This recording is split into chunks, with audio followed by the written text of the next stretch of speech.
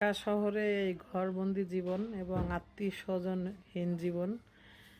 তো এখন আমার কাছে যেটা মনে হয় যে এই ফেসবুক পেজটা আমার একটা বন্ধু-বান্ধব, আত্মীয়-স্বজন, ভালোবাসা, পরিবার যেটাই বলেন।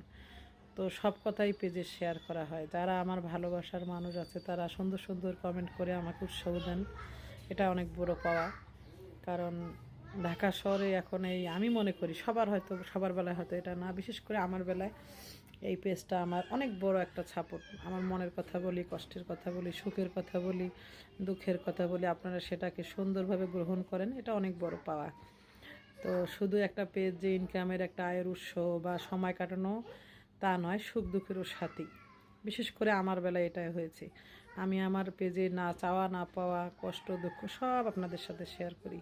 বিশ্বাস করেন কিনা জানি না, আমার জীবনে যত সত্যি ক্যাপশন আছে, আমার জীবনে যত ঘটনা আছে, ক্যাপশনগুলো যা দেখবেন সব আমার নিজের এবং আমার সাথে হয়ে যাওয়া, আমার চারপাশে আমার উপলব্ধির থেকে করা।